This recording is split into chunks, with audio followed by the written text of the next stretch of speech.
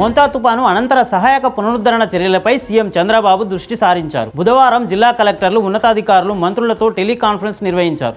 తుపాన్ ప్రభావిత ప్రాంతాలలోని బాధితులకు తక్షణమే నిత్యావసర సరుకులు అందించాలని ఆదేశించారు. మోంతా తుపాను కారణంగా నిరాశ్రయులైన బాధితులను ఆదుకునేందుకు ఆంధ్రప్రదేశ్ ప్రభుత్వం చర్యలు ప్రారంభించింది.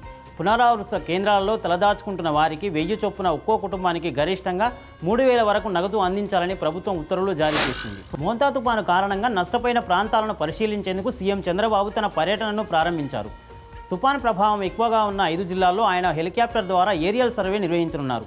బాపట్ల, పల్నాడు, కృష్ణా, కోనసీమ, ఏలూరు జిల్లాల్లో పర్యటించి నష్టం తీవ్రతను అంచనా వేయనున్నారు.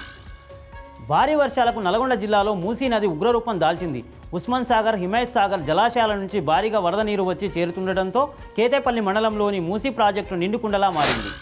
మోంతా తుపాను ప్రభావంతో హైదరాబాద్లో జోరు వాన కురుస్తుంది. పలు చోట్ల రహదారులపై నీరు నిలిచింది. దీంతో హైటెక్ సిటీ, మాదాపూర్, హైటెక్ కారిడార్, రాయదుర్గంలో తదితర ప్రాంతాల్లో ట్రాఫిక్ జామ్ ఏర్పడుతుంది. రాయదుర్గంలో వాహనాలు నెమ్మదిగా ముందుకు కదులుతున్నాయి. మోంతా తుపాను కారణంగా తెలంగాణ రాష్ట్ర వ్యాప్తంగా వర్షాలు కురుస్తున్నాయి. ఈ క్రమంలోనే వర్షం కారణంగా డోర్నకల్ స్టేషన్లో వరద నీరు పట్టాలను ముంచెత్తింది. దీంతో రైళ్ల రాకపోకలు నిలిచిపోయాయి.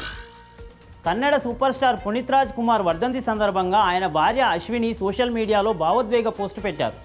పునీత్ను అభిమానులు అప్పు అని ప్రేమగా పిలుచుకునే విషయాన్ని గుర్తు చేస్తూ, మన అప్పు ఎప్పటికీ మన హృదయాల్లో నిలిచిపోతాడని ఎమోషనల్ అయ్యారు.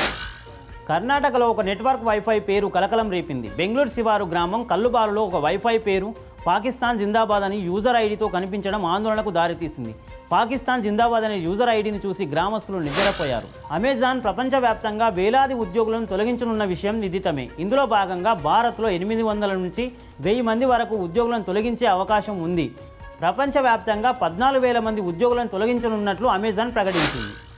యూపీఐ తన ఆధిపత్యాన్ని కొనసాగిస్తుంది.